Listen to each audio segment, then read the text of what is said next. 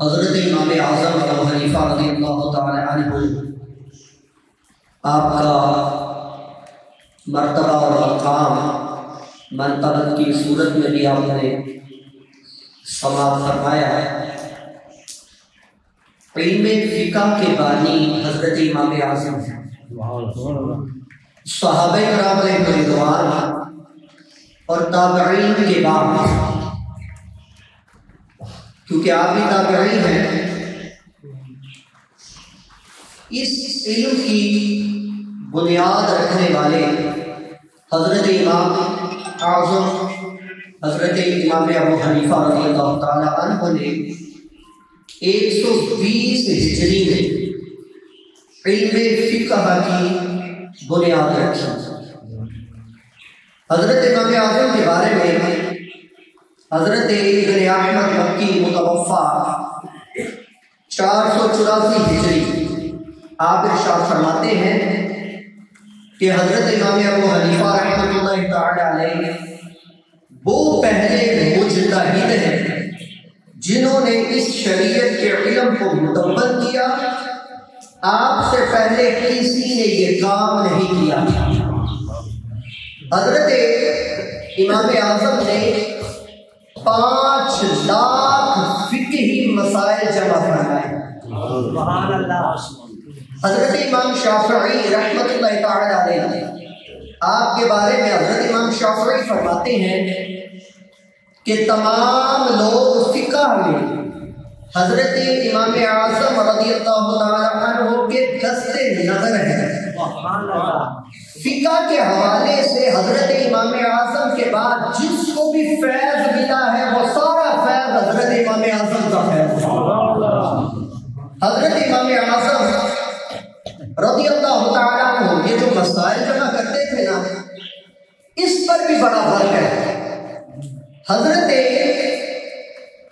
شفیق بلخی رحمۃ اللہ تعالی علیہ آپ کے بارے میں نقل کرتے ہیں، فرماتے ہیں جب کوئی مسئلہ پیش آ جاتا تو حضرت امام اعظم رحمۃ اللہ تعالی علیہ اپنے اراکین شورا سے مشورہ کرتے، مسئلہ کی صحیح سمجھ واضح کرنے کے لیے اپنے صحاب کے ساتھ اس پر مناظرہ کرتے، علمی مذاکرے مباحثے ہوتے۔ آپ ان سے معہود مسئلہ کے بارے میں ہر قسم کی معلومات کے متعلق سوالات کرتے، اور ان کے پاس اس مسئلے سے متعلق کوئی حدیث یا اثر ہوتا تو اسے سنتے، اور خود امام صاحب کے پاس قرآن و حدیث سے اس بارے میں جو دلائل ہوتے وہ بیان فرماتے۔ ایک ماہ یا اس سے بھی زائد وقت تک مجتہدین سے اس مسئلے پر مناظرہ کرتے رہتے۔ مناظرہ کرنے کے بعد یہاں تک کہ قول فصیح نکھر کر سامنے آ جاتا، تب حضرت امام ابو یوسف رحمۃ اللہ تعالی علیہ سے فرماتے کہ اسے اب درج کر دو۔ سبحان اللہ۔ اسے اب درج کر دو۔ کتنی محنت ہے بابت بکار، اور کتنے مسائل نکالے؟ 5 لاکھ مسائل۔ اتنی محنت کے بعد اندازہ لگائے امام اعظم کا مرتبہ کیا ہے۔ اب بابت بکار آپ کی اراکین شورا میں کتنے احباب تھے وہ بھی سماعت فرمائیے گا۔ حضرت امام اعظم رحمۃ اللہ تعالی علیہ نے تدبینی امور کو زیادہ سے زیادہ قابل اعتماد اور شاندار بنانے کے لیے ایک بہت بڑی شورا بنائی، خصوصاً اس دور کے اعداد و شمار کے لحاظ سے یہ واقعی بہت بڑی شورا تھی۔ آپ کی آج کی کوئی پارلیمنٹ تقوی و تقدس اور فہم و فراست کے لحاظ سے تو ویسے نہیں، ممبر ان کی تعداد کے لحاظ سے بھی اس کے ہم پلہ نہیں ہے۔ آپ کی شورا کے ممبران جن کی علمی گرفت بڑی مضبوط تھی ان کی تعداد 1000 تھی۔ سبحان اللہ۔ ان کی تعداد 1000 تھی۔ یہ آپ کی شورا ہے جو آپ کے اندر کام کر رہی ہے، 1000۔ اور آپ اگر بتا اجتہاد بورڈ جو سا تھا، جو مجتہد تھے اس میں، جو مسائل خود اخذ کر سکتے تھے، جو قرآن و حدیث سے خود مسائل نکال سکتے تھے، اتنی مہارتیں اب ذوالفقار ان کی تعداد 40 تھی.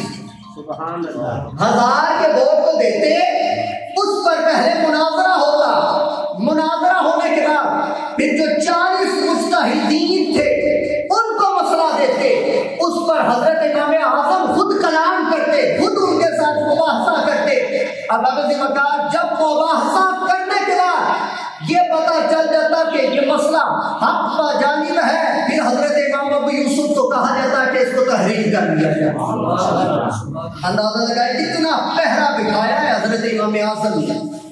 حضرت امام اعظم اسی یعنی آئیے اس فقہ کی بنیادوں میں علوم و فنون، عقل و نقل اور شریعت اور طریقت کے مظاہر کو دیکھیے. حضرت بقی کی محفل میں چلے کہ ابن کرامہ رحمۃ اللہ تعالی علیہ فرماتے ہیں کہ ہم حضرت بقی کی محفل میں بیٹھے ہوئے تھے. ایک آدمی نے کسی مسئلے کے بارے میں حضرت امام ابو حنیفہ کے قول کے متعلق کہا کہ اس میں امام ابو حنیفہ سے غلطی ہوئی ہے. اس نے کہا ہے کہ اس مسئلے میں حضرت امام اعظم رضی اللہ تعالیٰ عنہ سے غلطی ہوئی ہے. اس پر حضرت بقی رحمۃ اللہ تعالی علیہ نے فرمایا کہ امام ابو یوسف اور حضرت امام ظفر رحمہ اللہ تعالی اپنے مضبوط قیاس کی قوت لے کر بیٹھے ہیں. حضرت یحییٰ بن ابی زائدہ، حضرت حفص بن غیاث، حضرت حبان اور حضرت منذر رحمۃ اللہ تعالی علیہ کہتے ایسے محدثین حفظ حدیث کی دولت لیے بیٹھے ہیں. حضرت قاسم ایسے عربی زبان اور ادب کی مہارت لیے بیٹھے ہیں، اور حضرت داؤد طائی اور حضرت فضیل ایسے عظیم صوفی زہد اور تقویٰ لیے بیٹھے ہیں. جس شخصیت کے بعد بیٹھنے والے ایسے حضرات ہو وہ شخصیت کیسے غلطی کر سکتی؟ اتنے عظیم بزرگ بیٹھے ہیں بابا بقا، اور انہی کے بارے میں آتا ہے کہتے ہیں ایک مقام پر آپ نے اپنے طریقہ اجتہاد کی وضاحت فرماتے ہوئے آپ نے ارشاد فرمایا، آپ فرماتے ہیں کہ مسائل کے حکم کے بارے میں اولاً میں کتاب اللہ سے حکم کو تلاش کرتا ہوں. قرآن سے سب سے پہلے میں قرآن سے حکم کو تلاش کرتا ہوں، پھر سنت نبوی صلی اللہ علیہ وسلم سے، پھر اقوال صحابہ سے، پھر اقوال صحابہ علیہ رضوان سے. اگر میں کتاب اللہ سے حکم بے مسئلہ پالوں تو پھر سنت کی طرف نہیں جاتا. یعنی اگر مجھے وہ مسئلہ قرآن سے مل جائے تو میں سنت کی طرف نہیں جاتا، اگر سنت سے مل جائے تو اقوال صحابہ کی طرف نہیں جاتا، اور اگر اقوال صحابہ سے مل جائے پھر آپ نے فرمایا اگر اقوال صحابہ سے کی طرف رجوع نہیں کرتا، اگر سنت سے نہ ملے تو اقوال صحابہ میں سے محبوب قول اختیار کرتا ہوں. صحابہ کرام رضوان کے اقوال سے بھی حکم مسئلہ معلوم نہ ہو تو پھر میں اجتہاد کرتا ہوں. یہ ہے اجتہاد، اس کے بعد اجتہاد ہے. اور آپ نے ایک بڑا خوبصورت جملہ ارشاد فرمایا یہی بات ہے آپ نے اس وقت فرمائی تھی جب عباسی خلیفہ ابو جعفر منصور نے آپ سے اس بارے میں وضاحت طلب کی تھی. آپ نے فرمایا تھا میرا صرف یہ طریقہ ہے کہ میں سب سے پہلے کتاب اللہ پر عمل کرتا ہوں، پھر سنت رسول پر، پھر حضرت ابو بکر پر، پھر حضرت امام اعظم سے پوچھو ابو بکر کا مقام کیا ہے. حضرت امام اعظم نے بتایا ہے کہ سب سے پہلے کتاب اللہ ہے، اس کے بعد سنت رسول ہے، اور صحابہ میں سب سے بڑا جس کا رتبہ ہے اسے ابو بکر کہا جاتا ہے. دوسرے جملے میں جو حضرت امام ابو حنیفہ رضی اللہ تعالیٰ عنہ نے جس بات کی وضاحت کی وہ سننے والی ہے. آپ نے یہ جملہ کہا نا کہ اگر مسئلہ کتاب اللہ سے مل جائے تو سنت رسول کی طرف نہیں جاتا، اور اگر سنت رسول سے مل جائے تو پھر صحابہ کے اقوال کی طرف نہیں جاتا. تو یہ بھی مسئلہ سمجھ آ گیا کہ اگر وہ حکم ابو بکر سے عمل سے مل جائے تو حضرت امام ابو حنیفہ حضرت عمر کی طرف بھی نہیں جاتے. اب اب ذوالفقار یہ عظمتیں ہیں، یہ لوگوں نے غلط گائیڈ کیا ہوا ہے، لیکن یہ ہے حضرت امام ابو حنیفہ رضی اللہ تعالیٰ عنہ۔ تو اس کے بعد آپ رضی اللہ تعالیٰ عنہ فرماتے ہیں پھر میں رخ کرتا ہوں حضرت عمر فاروق کی طرف، پھر رخ کرتا ہوں حضرت عثمان غنی کی طرف، پھر میں رخ کرتا ہوں حضرت مولا علی کی طرف۔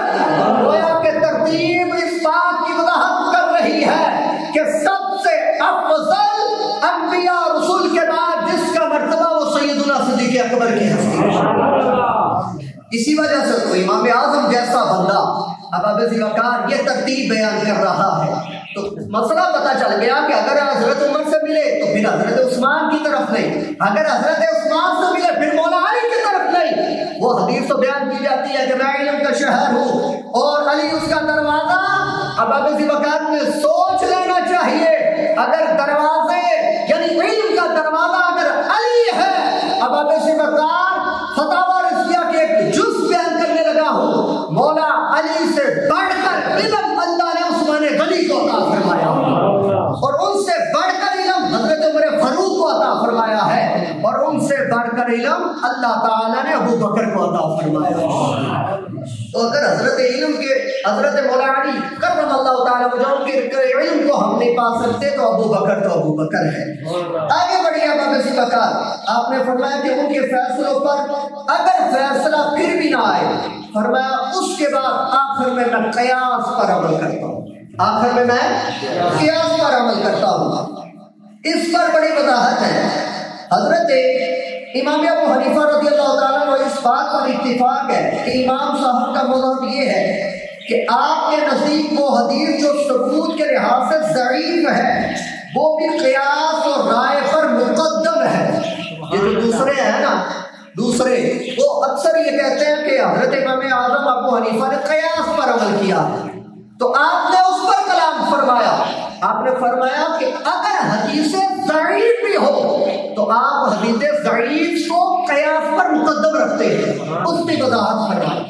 وضاحت یہ ہے آپ نے سفر میں تمر یعنی کھجور کا جو عرق ہوتا ہے نا، عرق کھجور، سفر کی حالت میں عرق کے کھجور یعنی کھجور کے پانی کے ساتھ وضو کرنے کی حدیث کو آپ نے لیا ہے، حالانکہ وہ حدیث ضعیف ہے، اس کے باوجود آپ نے لیا ہے۔ اور دوسرا مسئلہ اب اسی وقت آپ نے 10 درہم سے کم مالیت کی چوڑی پر چور کا ہاتھ کاٹنا منع قرار دیا ہے، حالانکہ اس میں بھی حدیث ضعیف ہے۔ آپ کے نزدیک حیض کی زیادہ سے زیادہ مدت 10 دن ہے، حالانکہ اس کے بارے میں بھی جو حدیث ہے وہ ضعیف ہے۔ آپ نے اقامت جمعہ کے لیے شہر کو شرط قرار دیا ہے، حالانکہ اس بارے میں بھی جو حدیث ہے وہ ضعیف ہے۔ آپ نے کنووں کے مسائل میں قیاس محض کو ترک کیا، حالانکہ اس بارے میں بھی جتنے آثار ہیں وغیرہ مرفوع ہے، لیکن اب اسی وقار آپ نے حدیث ضعیف کو بھی قیاس پر مقدم کر کے یہ بتایا ہے کہ حضرت امام اعظم ابو حنیفہ کا یہ منصب ہے کہ آپ نے حدیث کو قیاس پر ترجیح دیتے ہوئے سرکار دو جہاں کی سنتوں پر عمل کیا ہے۔ اور اس پر پورا مناظرہ بھی ہے حضرت امام باقر کے ساتھ، حضرت امام باقر کے ساتھ پورا مناظرہ ہے جو آپ نے حضرت امام باقر رضی اللہ تعالیٰ عنہ کے ساتھ پورا مناظرہ کیا تھا۔ اور حضرت امام باقر کے ساتھ جب یہ مناظرہ ہوا نا تو آپ حضرت امام باقر رضی اللہ تعالیٰ عنہ آپ کھڑے ہوئے، آپ کو اپنے گلے سے لگایا، لگانے پکا کے بعد پیشانی پر بوسہ دینے کے بعد فرمایا کہ اللہ تعالیٰ نے تجھے بڑا علم عطا فرمایا۔ لوگوں نے اس وقت بھی یہ کہا تھا کہ امام اعظم ابو حنیفہ رضی اللہ تعالیٰ عنہ یہ قیاس سے کام لیتے ہیں، لیکن اب اسی وقت آپ نے جب دلائل دیے نا تو امام باقر جیسا مرد مجاہد اور علم کا بے پناہ سمندر وہ بھی کھڑے ہو کر حضرت امام اعظم کی پیشانی کو بوسہ دے رہا۔ سبحان اللہ! تو اندازہ لگاؤ کتنی بڑی عظمت ہے۔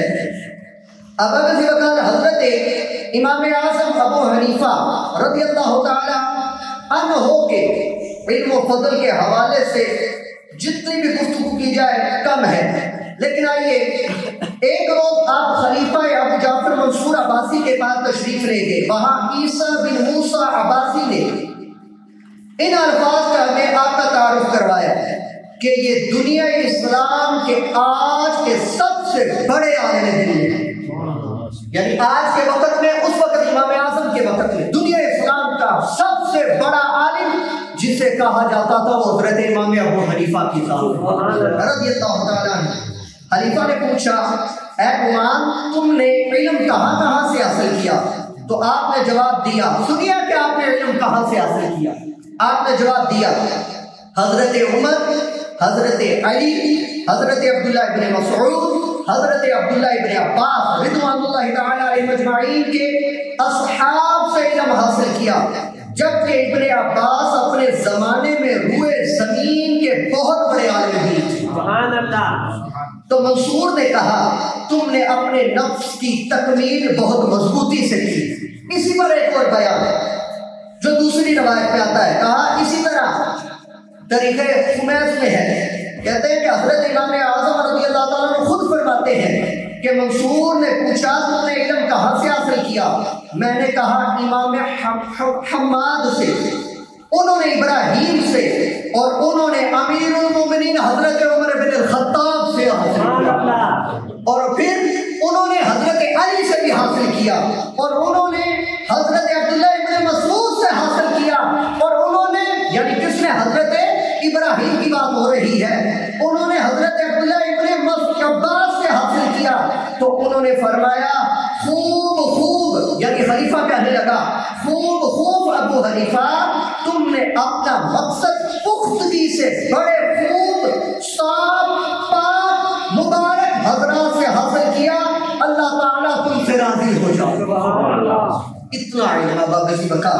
حضرت امام اعظم ابو حنیفہ رضی اللہ تعالیٰ عنہ کہتے ہیں کہ ابو معاویہ الفضل بن خالد فرماتے ہیں کہ مجھے خواب میں آقا علیہ الصلوۃ والسلام کی زیارت ہوئی، تو میں نے آقا علیہ الصلوۃ والسلام سے حضرت امام ابو حنیفہ کے بارے میں سوال کیا، تو آپ نے فرمایا یہ ایسا علم ہے کہ لوگ اس کے ہمیشہ محتاج رہیں گے۔ سبحان اللہ، ہمیشہ محتاج رہیں گے امام اعظم کے۔ اور ایک دوسری روایت میں آتا ہے یحییٰ بن معاذ رضی اللہ عنہ فرماتے ہیں میں نے آقا علیہ الصلوۃ والسلام کو خواب میں دیکھا، میں نے عرض کیا یا رسول اللہ صلی اللہ علیہ وسلم آپ کو کہاں دیکھوں، یعنی آپ کی زیارت کرنی ہو تو کہاں دیکھوں؟ تو کہتے ہیں آقا علیہ الصلوۃ والسلام نے فرمایا مجھے علم ابو حنیفہ کے پاس دیکھ لیا۔ سبحان اللہ، مجھے علم ابو حنیفہ کے پاس دیکھ لیا کرو۔ کوفہ میں اب اسی وقار ایک رافضی آ گیا، بدبخت آج بھی رافضی آ گیا، حضرت عثمان غنی رضی اللہ تعالیٰ کو یہودی کہتا تھا۔ تو حضرت امام اس کے پاس گئے اور کہا کہ میں ایک شخص کا تمہاری لڑکی کے لیے پیغام لایا ہوں۔ اس نے پوچھا کون ہے؟ دھیان سے سنیے، اس نے پوچھا کون ہے وہ؟ آپ نے فرمایا نہایت شریف، مالدار، حافظ قرآن، تہجد گزار، سخی، فیاض ہے۔ اس نے کہا کہ ایسے شخص کو تو نامزور نہیں کیا جا سکتا۔ امام صاحب نے فرمایا ایک بات اور ہے کہ وہ یہودی ہے۔ تو اس نے ناراضگی سے کہا آپ مجھے یہودی کے ساتھ لڑکی پہننے کو کہتے ہیں؟ آپ نے فرمایا کہ آپ کا کیا مطلب یہ ہے کہ تمہیں یہ رشتہ منظور نہیں؟ اس نے کہا قطعی طور پر منظور نہیں بلکہ ناممکن ہے۔ تو آپ حضرت امام اعظم رضی اللہ تعالیٰ نے جو جواب ارشاد فرمایا وہ سنیے گا۔ حضرت امام اعظم نے فرمایا تمہارے بقول نبی اکرم صلی اللہ علیہ وسلم نے اپنی لڑکیوں کا نکاح یہودی حضرت عثمان سے کر دیا تھا تو اس نے اپنے اس عقیدے سے توبہ کرا۔ سبحان اللہ، سبحان اللہ، توبہ کر گیا۔ یہ ہے حضرت امام اعظم ابو حنیفہ رضی اللہ عنہ۔ ایک شخص نے حضرت امام اعظم رضی اللہ عنہ کے حق میں ان کی عدم موجودگی میں وقت مرگ یعنی آپ کی فوتگی کا یعنی وصال کا وقت قریب وصیت کی۔ حضرت نے امام قاضی ابن شبرمہ کے پاس وہ دائر کر دیا، مقدمہ دائر کیا۔ جب مقدمہ دائر ہوا تو گواہ پیش کر دیے۔ تو وہ جو قاضی تھا اس نے سوال کیا کیا آپ حلف اٹھا سکتے ہیں کہ گواہوں نے صحیح شہادت دی ہے؟ آپ نے جواب دیا کہ چونکہ میری عدم موجودگی میں وصیت ہوئی ہے اس حلف سے مستثنا ہوں، یعنی یہ اس حلف کو میں نہیں مانتا۔ اس پر قاضی نے طنز کی اور مدعی اپنے گواہوں کی بھی تصدیق نہیں کرتا، یعنی اس نے کہا کہ میں نے آپ کو کہا کہ اپنے گواہوں کی آپ تصدیق کرتے ہیں، آپ نے گواہوں کی تصدیق نہیں کی، تو آپ نے اس طرح کیوں کیا؟ کہتے ہیں امام صاحب نے جواب میں فرمایا کہ اگر کسی اندھے کا کوئی شخص سر پھوڑ دے اور گواہ پیش کر دے تو کیا آپ اندھے سے حلف لیں گے؟ آپ اندھے سے حلف لیں گے؟ تو کہتا ہے کہ اس کے گواہ ٹھیک ہیں جبکہ وہ ان کو دیکھ نہیں سکتا، تو کہتے ہیں آفر، یعنی کہتے ہیں آفرین ہے تم پر، اے قاضی تم پر آفرین ہے، آپ ہی کے حق میں اس نے فیصلہ فرما دیا۔ کہنے کا مطلب یہ تھا، اس نے کہا کہ قاضی پیش کرو، اس نے کہا کہ آپ قاضیوں کی حق میں گواہی دیتے ہیں کہ آپ کے قاضی جو ان سے ہیں وہ فیصلہ ان کا درست ہے؟ آپ نے فرمایا کہ تم کس طرح فیصلہ کر سکتے ہو اس طرح؟ تو اب ابھی وقار اس پر حضرت امام اعظم رضی اللہ تعالیٰ عنہ کے پیارے قاضی نے، حضرت امام اعظم نے مثال فرمایا ایک اندھا ہو، اگر وہ گواہ پیش کرے اور تم کہو کہ وہ گواہوں کی تم شہادت دیتے ہو کہ نہیں، تو اندھا تو نہیں شہادت دے سکتا، اندھے نے سر، اگر اندھے کا کسی نے سر پھوڑا ہو تو شہادت نہیں دی جا سکتی۔ تو حضرت امام اعظم رضی اللہ تعالیٰ نے اس واقعے سے اس کو سمجھایا۔ حضرت امام اعظم ابو حنیفہ رضی اللہ تعالیٰ عنہ ایک مرتبہ کوفہ میں قاضی کی عدالت میں ایک مقدمہ پیش ہوا۔ ایک شخص نے مطالبہ کیا کہ ہم دو آدمی اکٹھے فلاں شخص کے پاس گئے تھے اور ایک رقم اس کے پاس امانت رکھی تھی، لیکن ہم سے ایک آیا وہ رقم لے گیا۔ دو آدمی تھے، ایک آیا وہ رقم لے گیا اور وہ اب مجھے کچھ نہیں دیتا۔ عدالت نے فیصلہ کیا جب دونوں آدمی آتے تو وہ رقم دینی چاہیے تھی، لہذا اب نصف رقم تمہیں دینی پڑے گی، یعنی اب آدھی رقم جو دوسرا ہے اس کو دو۔ وہ شخص بہت گھبرایا کیونکہ وہ تو رقم ادا کر چکا تھا۔ کسی نے مشورہ دیا کہ حضرت امام اعظم کے پاس چلے، وہ تیرا مسئلہ حل کریں گے۔ تو کہتے ہیں حضرت امام اعظم کے پاس جاؤ، وہی تمہاری امداد کر سکتے ہیں۔ اس نے امام صاحب کے پاس آ کر اپنا معاملہ پیش کیا۔ کہتے ہیں حضرت امام اعظم رضی اللہ تعالیٰ نے قاضی سے کہا کہ یہ آدمی بے قصور ہے، اس پر تاوان نہیں ڈالا جا سکتا۔ کہتے ہیں اس پر مدعی نے کہا یہ بے قصور کیسے ہے؟ ہم دو آدمیوں نے امانت اس کے پاس رکھی تھی، جب تک ہم دونوں نہ آتے اس کو رقم نہیں دینی چاہیے تھی۔ تو کہتے ہیں حضرت امام اعظم رضی اللہ تعالیٰ نے قاضی صاحب کو مخاطب کرتے ہوئے کہا کہ مدعی کا مطالبہ درست ہے کہ جب تک دونوں آدمی نہ آتے رقم نہیں دینی چاہیے تھی، لہذا اسے چاہیے کہ دوسرے آدمی کو لے کر آئے تاکہ اپنی رقم لے جائے۔ کہتے ہیں قاضی اور مدعی حیران رہ گئے حضرت امام اعظم کا یہ فیصلہ سن رقم دونوں نے جمع کرائی، اب دونوں کو کوئی آئے، دوسرے کو بھی لے کر آ جو رقم لے کر گیا ہے۔ جب دونوں کو قاضی کی عدالت میں لے کر آئے گا تب فیصلہ ہوگا کہ اب رقم کس کو ملے گی۔ اب دوسرا تو لے گیا، اب جب قاضی کی عدالت میں آتا تو اب اسی وقت آدھی رقم ان کو دینا پڑتی۔ تو اس طرح حضرت امام اعظم ابو حنیفہ رضی اللہ تعالیٰ عنہ فیصلہ فرمایا کرتے ہیں۔ چند باتیں انشاءاللہ آپ کے اور گوش گزار کر اپنے کلام کو انشاءاللہ ختم کرتا ہوں۔ حضرت امام اعظم رضی اللہ تعالیٰ عنہ کہتے ہیں کہ آپ کے ایک کرندے نے ایک دفعہ ایک کپڑا جس کی قیمت 400 درہم تھی 1000 درہم میں فروخت کر دی۔ قیمت کتنی تھی؟ 400 درہم۔ اس نے 1000 درہم میں فروخت کر دیا۔ آپ کو معلوم ہو گیا، خریدار کے پیچھے مدینہ منورہ تک جا پہنچے اور 600 درہم اس کو واپس کر دیا۔ یہ تقویٰ حضرت امام اعظم۔ ایک اور کہتے ہیں ایک دفعہ آپ کے ملازم نے مال تجارت میں 30,000 روپیہ نفع کمایا، مگر حضرت امام اعظم رضی اللہ تعالیٰ کے نزدیک اس میں کچھ خلل تھا، ان کے ذہن میں کچھ خلل تھا۔ آپ نے تمام کی تمام رقم صدقہ کر۔ حضرت امام اعظم رضی اللہ تعالیٰ نے ایک مرتبہ، یہ سننے والی روایت ہے، ایک مرتبہ لوٹ مار کی بکریاں کوفہ آ گئی اور کوفہ کی بکریوں میں ان کا اختلاط ہو گیا، یعنی کوفے کی بکریوں میں خلط ملط مل گئی۔ تو کہتے ہیں تو آپ نے بکری کی عمر کے برابر یعنی قریباً 7 سال تک کوفہ کی بکریوں کا گوشت کھانا ہی ترک فرما دیا۔ 7 سال تک کوفہ کی کسی بکری کا گوشت نہیں کھایا حضرت امام اعظم۔ یہ تقویٰ۔ ایک مرتبہ واپسی وقت حضرت امام اعظم رضی اللہ تعالیٰ عنہ ایک روز آپ بازار میں جا رہے تھے کہ آپ کے کپڑے پر معمولی مقدار مٹی وغیرہ لگ گئی، آپ نے اسے دریا پر جا کر دھو ڈالا۔ لوگوں نے عرض کیا آپ نے نجاست کی ایک معین مقدار کو جائز رکھا ہے، تو پھر اس قدر مٹی کو کیوں دھوتے ہیں؟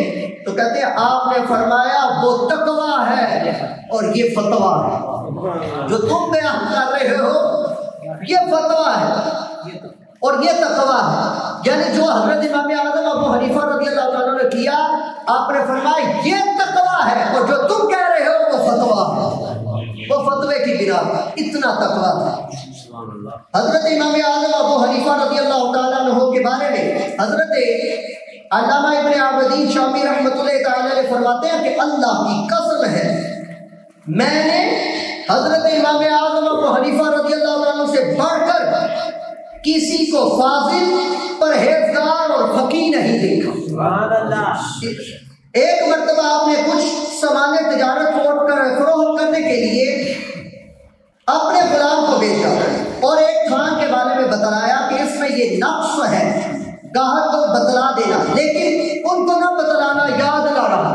آپ نے کہا کہ یہ بتلانا، اسے بتلانا یاد نہ رہا اور گاہک کے بارے میں بھی یاد نہ رہا کہ کون تھا۔ آپ نے اس شعبہ کے باعث تمام مال کو صدقہ فرمایا۔ سبحان اللہ۔ یہ حضرت امام ابو حنیفہ۔ آخری ایک دو باتیں کہتے ہیں یزید بن ہارون مترفع، کہتے ہیں یہ حضرت امام بخاری رحمۃ اللہ تعالیٰ کے کبار شیوخ سے ہے اور اصحاب صحافتہ کے استاد ہیں، یہ جو 6 کتابیں ان کے بھی استاد ہیں۔ کہتے ہیں فرماتے ہیں کہ میں نے بہت لوگوں سے ملاقاتیں کی ہیں لیکن کسی کو بھی امام اعظم ابو حنیفہ سے زیادہ عاقل، افضل اور پرہیزگار نہیں پایا۔ سبحان اللہ۔ پرہیزگار نہیں پایا۔ ابو عبداللہ وکیع رحمۃ اللہ تعالیٰ علیہ سے روایت کرتے ہیں کہ انہوں نے فرمایا اللہ کی قسم امام اعظم ابو حنیفہ رضی اللہ تعالیٰ عنہ یہ عظیم الامانت تھے، ان کے قلب مبارک میں اللہ تعالیٰ کی عظمت و جلالت، ان کی قدریائی سے ان کا قلب بھرا ہوا تھا، قلب بھرا ہوا تھا اور وہ ہر شے پر اللہ کی رضا کو غالب رکھتے تھے۔ اگر اللہ کی راہ میں ان کو تلواروں کی بار پر بھی اٹھایا جاتا تو بھی گوارا کر لیتے، سبحان اللہ، گوارا کر لیتے۔ اللہ تعالیٰ کی ان پر رحمت ہو، ان کے صدقے ہم سب کی مغفرت ہو۔ حضرت امام رضی اللہ تعالیٰ عنہ کا اپنا قول ہے، آپ فرماتے ہیں کہ ہم پہلے کتاب اللہ پر عمل کرتے ہیں، پھر آقا علیہ السلام کی سنت پر، پھر اس کے بعد احادیث پر، اور جو حضرت ابو بکر صدیق، عمر فاروق، عثمان و علی رضی اللہ تعالیٰ عنہ سے مروی ہے، پھر ہم اس پر عمل کرتے ہیں۔ حضرت امام اعظم ابو حنیفہ رضی اللہ تعالیٰ عنہ کا یہ کرم، کہتے ہیں ایک شخص نے پوچھا کہ میں نے قسم کھائی ہے، یہ بھی روایت سننے والی، کہا کہ میں نے قسم کھائی ہے کہ میں اپنی بیوی سے کلام نہیں کروں گا جب تک وہ پہلے مجھ سے کلام نہ کرے۔ میں اپنی بیوی سے کلام نہیں کروں گا جب تک وہ پہلے مجھ سے کلام نہ کرے۔ اس پر اس نے بھی قسم کھائی کہ وہ مجھ سے نہ بولے گی جب تک میں اس سے بات نہ کروں گا۔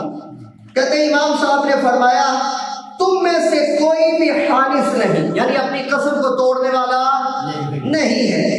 دوسرے علماء نے کہا کہ آپ نے غلط فتویٰ دے دیا، آپ نے تو فتویٰ جاری کیا یا آپ نے غلط فتویٰ دیا ہے۔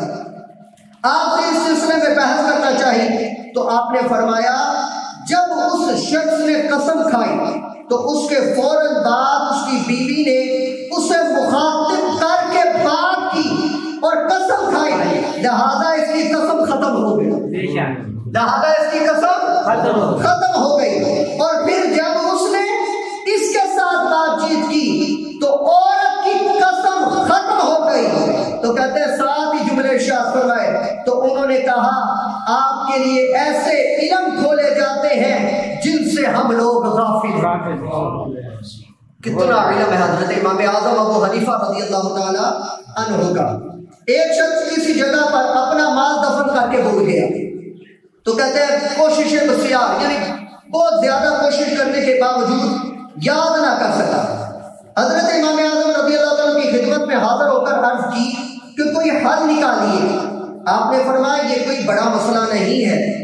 وہ اصرار کرنے لگا تو فرمایا اچھا آج تمام رات نفل پڑھو، آج تمام رات نفل پڑھو۔ اس نے ایسا ہی کیا۔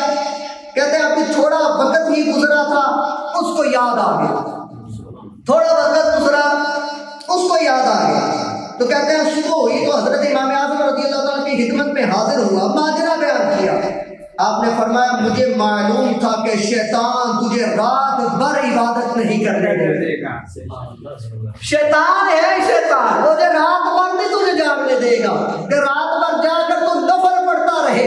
تو آپ نے اگلے جملے ارشاد فرمایا کہا لیکن افسوس ہے کہ تم نے بعد میں نماز کو چھوڑ دیا، نماز جاری نہیں رکھی، حالانکہ اس کے بعد میں شکرانے کے طور پر نوافل پڑھنے چاہیے تھے کہ اللہ تعالیٰ نے تمہاری کوئی بھی چیز تمہیں دوبارہ یاد دلا دی۔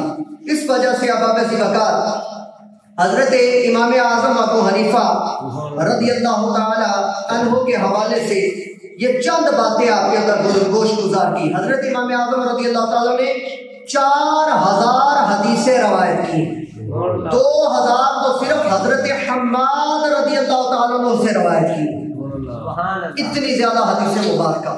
لیکن آپ ابو ذی بکار یہ حدیث مبارکہ لینے میں بھی بہت زیادہ احتیاط فرماتے تھے، وہ بھی انشاءاللہ کبھی کلام کریں گے۔ آپ نے حضرت امام اعظم رضی اللہ تعالیٰ عنہ کے حوالے سے سنا۔ اب آپ دیکھیے کہ اللہ تعالیٰ نے کتنا بڑا مرتبہ حضرت امام اعظم کو عطا فرمایا۔ یہ ابھی جھلک ہے جو آپ کو سنائی ہے، لیکن اس کے علاوہ کتابیں بھری پڑی ہیں حضرت امام اعظم ابو حنیفہ رضی اللہ تعالیٰ کے فضائل و کمالات پر۔